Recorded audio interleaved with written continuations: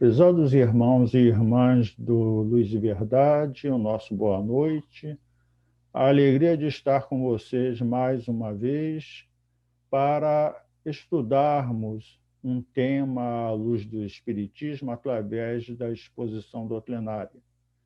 Trago, como sempre, o nosso abraço do Instituto Espírita Caminheiros de Jesus, casa onde continuamos trabalhando.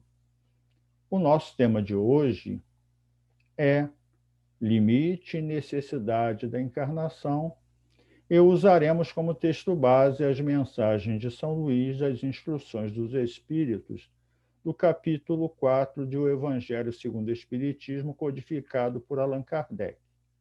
E vamos a eles. Podemos iniciar as nossas reflexões com esta pergunta: existem limites para a encarnação? Existem duas respostas dependendo da abordagem que fizer para essa pergunta. A primeira é sim, existe limite se a resposta for relativa à vida eterna do espírito. Depois de passar pela feira das encarnações necessárias à sua evolução, chegará um estágio que o espírito atinge um grau virtuoso de adiantamento moral e intelectual, onde, a partir daí, não precisará mais encarnar. Continuará seu progresso na condição de espírito puro, atuando sobre o mundo material e espiritual, sem a necessidade de novas encarnações materiais. Para embasar nossa resposta, recorremos ao Livro dos Espíritos nas seguintes questões. 168. É limitado o número de existências corporais ou o espírito reencarna perpetuamente? E a resposta dos espíritos é a seguinte: a cada nova existência, o espírito dá um passo para diante na senda do progresso, desde que se ache limpo de todas as impurezas, não tem mais necessidade de novas provas da vida corporal. E na 170, o que fica sendo o espírito depois da sua última encarnação? Espírito bem-aventurado, puro espírito. Daí dá para percebermos que, quando tratamos da vida do espiritual como todo, chegará um momento em que as encarnações cessam, já que o espírito atingiu toda a sua evolução moral e intelectual necessária durante o período em que precisou reencarnar. A partir dali, então, na condição de espírito puro, ele poderá estar mais livre, não preso mais a encarnações corporais, a um planeta circunscrito, e poderá cumprir as suas missões das leis divinas, indo para onde precisar para realizá-las. Vamos, então, a outra resposta para a mesma questão. Existem limites para a encarnação? A segunda resposta é não, se for relativa ao número de encarnações necessárias para o espírito atingir o grau de evolução moral e intelectual que as provas e missões da vida corporal lhe permitem alcançar. Recorremos mais uma vez ao Livro dos Espíritos para respaldar a nossa resposta. E a pergunta 169 é a seguinte: é invariável o número das encarnações para todos os espíritos? Não. Aquele que caminha depressa, há muitas provas se forra. Todavia, as encarnações sucessivas são sempre muito numerosas, porquanto o progresso é quase infinito. É nesse sentido que no capítulo 4, no item 25 do Evangelho segundo o Espiritismo, os Espíritos respondem que, primeiro, não tem limites nitidamente traçados às encarnações. Deus tem de distribuir tudo igualmente por todos os seus filhos. Assim é que estabeleceu para todos o mesmo ponto de partida, criados simples e ignorantes, a mesma aptidão, as mesmas obrigações a cumprir e a mesma liberdade de proceder, o nosso livre-arbítrio. Porém, cada um percorre a escala evolutiva conforme esse livre-arbítrio, uns mais depressa, outros mais devagar, o que faz com que o número de encarnações sejam diferentes para cada espírito, não deixando de serem numerosas, mesmo para aquele que progride mais depressa. Kardec, no item 26 desse capítulo 4, que é a base dos nossos estudos, assim ilustra a questão. O escolar não chega aos estudos superiores da ciência senão depois de haver percorrido todas as séries das classes que até lá o conduzirão. Se ele é esforçado, abrevia o caminho no qual estão menos espinhos encontra. Outro tanto não sucede àquele a quem a negligência e a preguiça obrigam a passar duplamente por certas classes. Não é o trabalho da classe que constitui a punição. Esta se acha na obrigação de recomeçar o mesmo trabalho. Por essas observações, nós vamos notar que o número de encarnações vai variar de espírito para espírito, de acordo com as necessidades, muitas vezes, de repetir experiências, de passar por novas provas, ou até mesmo de sofrer expiações necessárias quando não é praticamente um sucesso às suas tentativas em uma determinada encarnação. Assim, a gente percebe, então, que o número de encarnações pode ser muito diferente de um espírito para o outro, e podemos até dizer que dificilmente dois espíritos terão um número de encarnações exatamente iguais, dependendo do seu esforço, da sua dedicação e do trabalho que realiza em cada uma delas. A passagem dos espíritos pela vida corporal é necessária para que eles possam cumprir, e por meio de uma ação material, os desígnios cuja execução Deus lhe confia. Isso já é um dos objetivos da encarnação. Além de cumprir o progresso individual que cada um necessita, eles também vão cumprir uma execução de trabalhos, de tarefas no próprio orbe onde se situa. É-lhes necessária, a bem deles, visto que a atividade que são obrigadas a exercer lhes auxilia o desenvolvimento da inteligência. Os que desempenham com zelo essa tarefa transpõem rapidamente e menos penosamente os primeiros graus da iniciação e mais cedo gozam do fruto de seus labores. Os que, ao contrário, usam mal da liberdade que Deus lhe concede, retardam a sua marcha e, tal seja a obstinação que demonstrem, pode prolongar indefinidamente a necessidade de sua reencarnação, e é quando se torna um castigo, como nos afirma São Luís. E aí vamos a outra questão, continuando o nosso raciocínio. Não poderiam os espíritos encarnar uma única vez em determinado globo e preencher em esferas diferentes, quer dizer, em outros mundos, suas diferentes existências? E os espíritos respondem: semelhante modo de ver só seria admissível se na Terra todos os homens estivessem exatamente no mesmo nível intelectual e moral.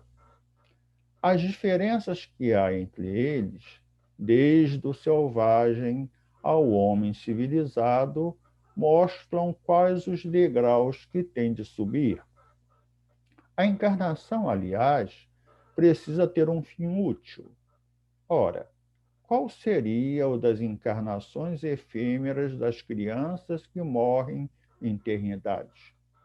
Teriam sofrido sem proveito para si, nem para outrem. Deus, cujas leis todas são soberanas e sábias, nada faz de inútil.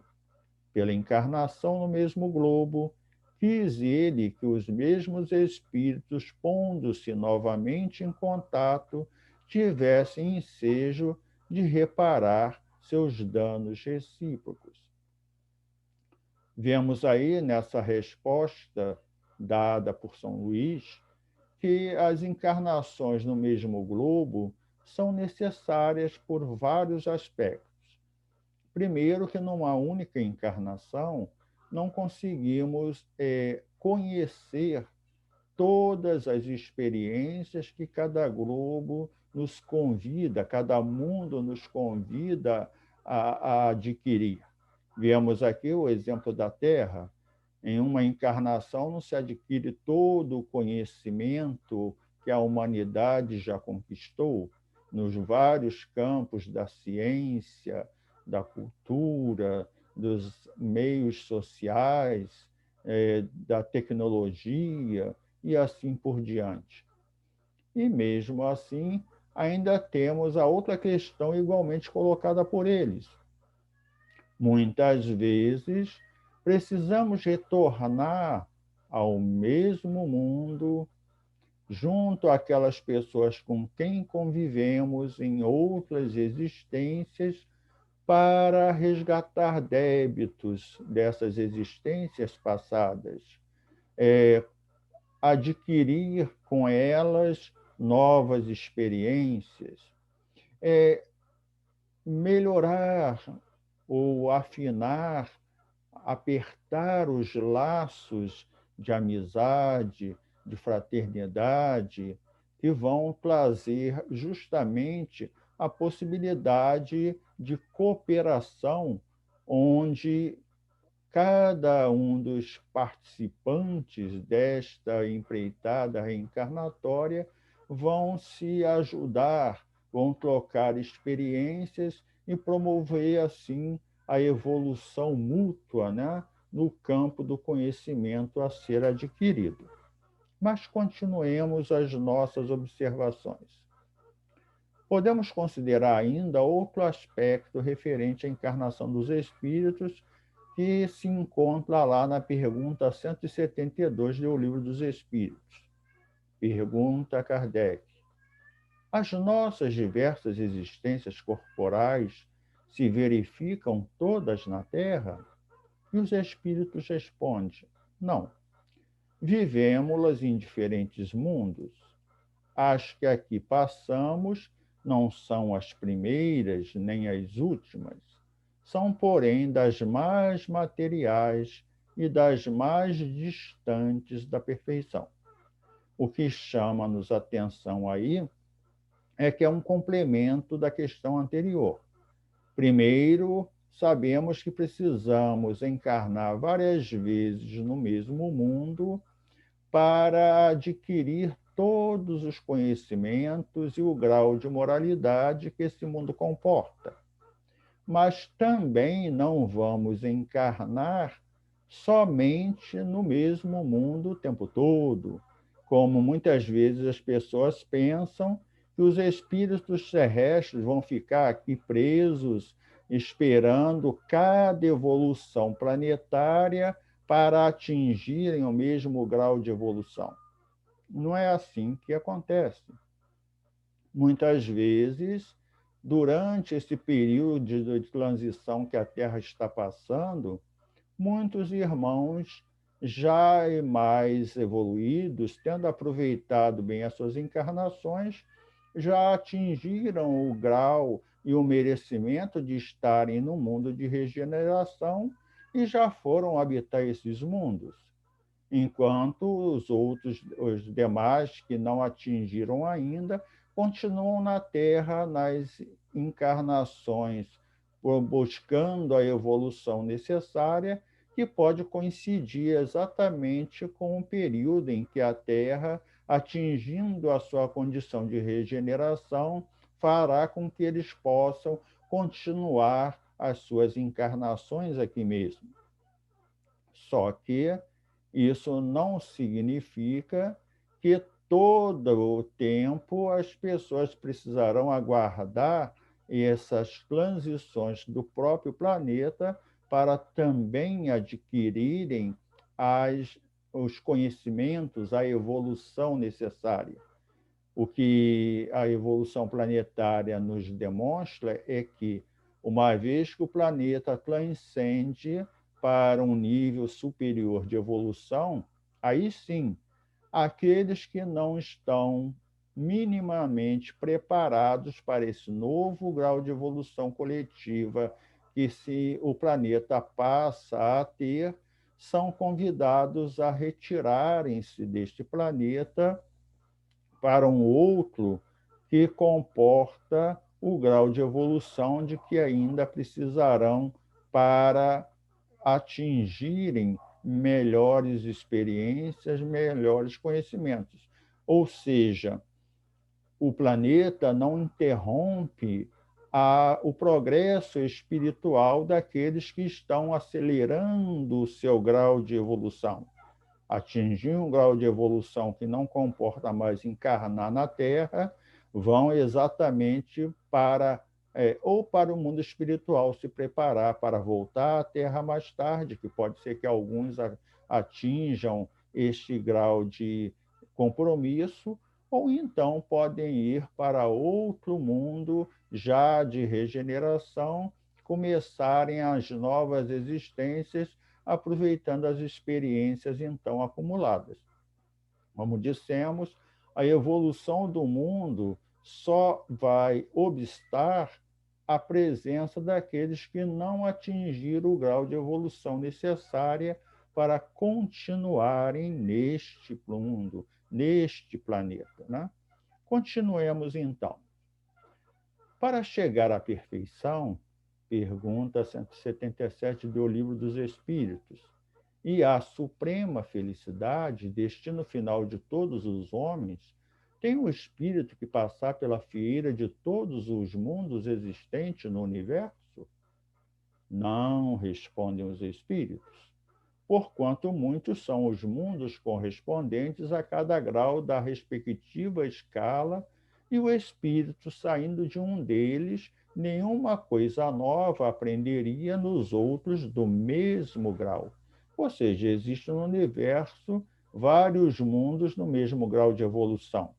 Atingindo as experiências de um desses mundos, não precisaria encarnar justamente nos outros que estão nas mesmas condições de evolução.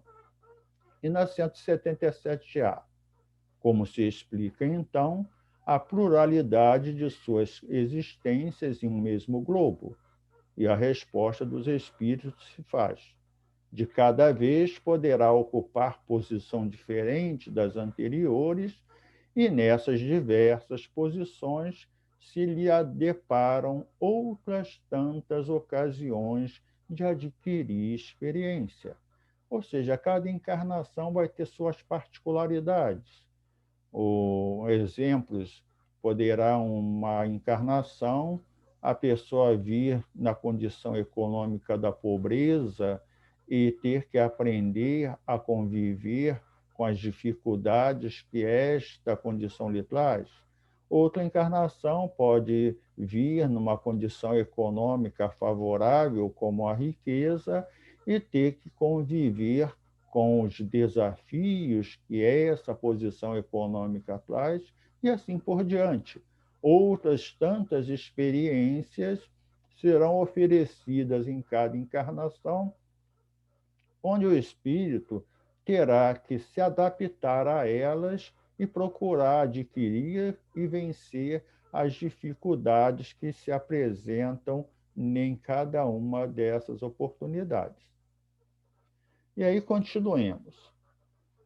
Já voltando a São Luís, quando nos diz: os mundos são sempre adequados ao adiantamento dos seus habitantes, evoluindo também na dependência da evolução dos mesmos.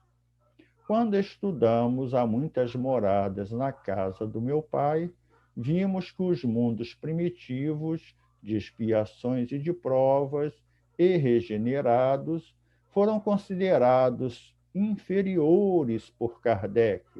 Portanto, seus habitantes estão sujeitos à lei da reencarnação, que lhes permite desenvolver-se e depurar-se na correção dos erros cometidos.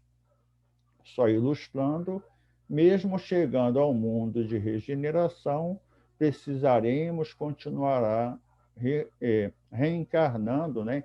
Encarnando em corpos materiais, pois a nossa situação planetária ainda será destas necessidades. Como afirma Kardec, ainda no plano da regeneração, o mundo será habitado por seres corpóreos, não modificando em nada, a não ser as condições morais e intelectuais daqueles que passarão a habitar o nosso planeta nessa nova configuração de progresso adquirido. Continuemos. Agora, analisando em relação ao corpo físico, se tivermos em vista apenas o envoltório que constitui o corpo do espírito, dado que a materialidade desse envoltório diminui à proporção que o espírito se purifica, em certos mundos mais adiantados do que a Terra, já ele é menos compacto, menos pesado e menos grosseiro, e, por conseguinte, menos sujeito às vicissitudes. Em grau mais elevado, é diáfano e quase fluídico. Vai desmaterializando de grau em grau e acaba por se confundir com o perispírito. Conforme o mundo em que é levado a viver, o espírito reveste o invólucro apropriado à natureza desse mundo. Já vamos, então, a partir dessas colocações de São Luís, perceber que a natureza do mundo e a natureza do corpo físico, em que cada espírito terá que passar o seu momento evolutivo, está intrinsecamente ligado, porque cada pessoa encarnada vai ter que desenvolver algumas atividades neste mundo e, por isso mesmo, este mundo estará de acordo com as suas necessidades evolutivas, assim como o seu próprio corpo físico. Então, tudo se encadeia e, né, jamais vamos pensar na possibilidade de um espírito ainda num grau de evolução inferior como nós aqui na Terra, estarmos sonhando em estar morando em mundos mais adiantados, pois lá não teríamos possibilidade de realizar as tarefas que nos competem e que combinam com o mundo onde estamos atualmente vivendo. Vamos adiante. Em relação ao perispírito, o próprio perispírito passa por transformações sucessivas. Torna-se cada vez mais etéreo, até a depuração completa, que é a condição dos puros espíritos. Se os mundos especiais são destinados a espíritos de grande adiantamento, estes últimos não lhes ficam presos, como nos mundos inferiores. O estado de desprendimento em que se encontram lhes permite ir a toda parte onde os chamem as missões que lhes estejam confiadas. Se considerar do ponto de vista material, a encarnação, tal como se verifica na Terra, poder-se-á dizer que ela se limita aos mundos inferiores. Depende, portanto, de o espírito libertar-se dela mais ou menos rapidamente, trabalhando por sua purificação. Verificamos aí, então, que o perispírito, o espírito e o próprio mundo onde se há de viver estão ligados ao mesmo processo de evolução que cada um espírito necessita para a sua encarnação. Quanto mais evolui, mais perfeito será o mundo onde se há de viver, menos denso será o corpo físico, onde cada espírito viverá como encarnado, né? O corpo será menos grosseiro, como diz Allan Kardec, e o perispírito também, por sua vez, será mais etéreo, permitindo assim que o espírito desenvolva um maior grau de habilidades no contato com o mundo espiritual, já que o perispírito, por quanto mais grosseiro, maior dificuldade tem o espírito de alçar voos a planos superiores ao seu grau evolutivo. Continuemos, então, mais uma questão.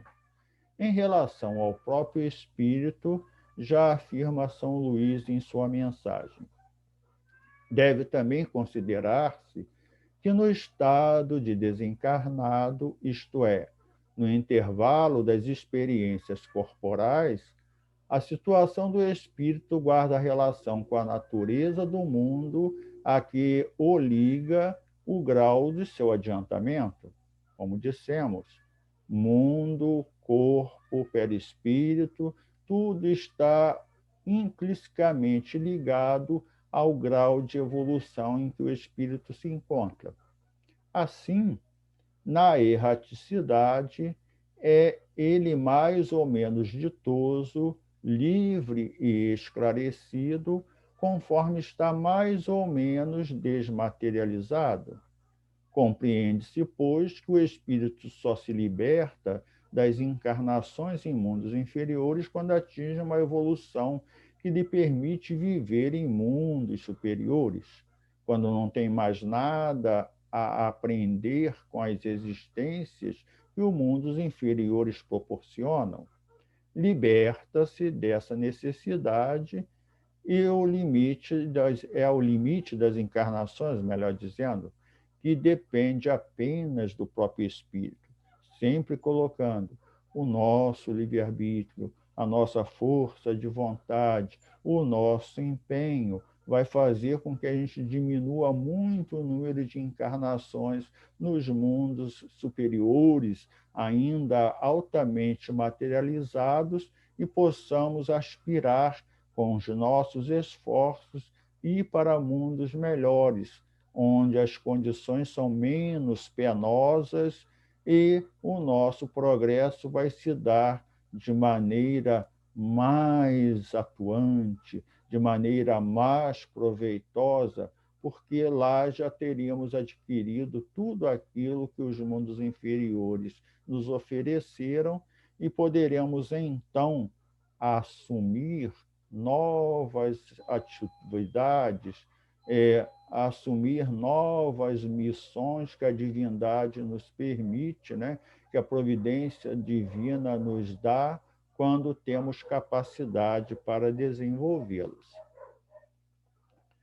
E, terminando a nossa explanação, vamos recorrer a um trecho da mensagem de Leda de Almeida Rezende Ebner, quando ela diz assim: Jesus, o espírito mais evoluído que viveu na Terra, veio por amor a seus irmãos inferiores demonstrar as leis divinas e mostrar o roteiro desse caminho. através dos seus ensinos e dos seus exemplos de vida. Para atingir este alvo de libertação das encarnações em mundos inferiores, podemos, no esforço perseverante de melhorar-nos, de vivenciarmos as lições de Jesus, ser mais felizes ou menos felizes já e agora, além de estarmos preparando para nós uma estrada na erraticidade, após o desencarne, também mais feliz, onde nos sentiremos mais livres, mais esclarecidos, com mais paz de consciência. Está aí a mensagem. Já sabemos onde vamos encontrar o divino roteiro para aproveitarmos cada encarnação na sua plenitude e mais rapidamente chegarmos à condição de espíritos superiores, merecendo encarnar em mundos melhores. E esse roteiro é o Evangelho de Jesus, complementado pela doutrina espírita. Aproveitemos essa oportunidade, sigamos o nosso guia e modelo da humanidade, aproveitando dos seus ensinos e seus exemplos, e sejamos felizes, já, como diz Leda, nessa existência, aproveitando o máximo do que ela nos oferece, para sermos, em cada uma das encarnações, cada vez mais felizes, nos furtando dos sofrimentos causados pelas necessidades de expiar ou de repetir lições não bem aproveitadas. Que Jesus nos abençoe. Esperamos ter sido úteis no nosso conhecimento, nos nossos estudos e reflexões da noite de hoje, e até o nosso próximo encontro, se Deus assim o permitir.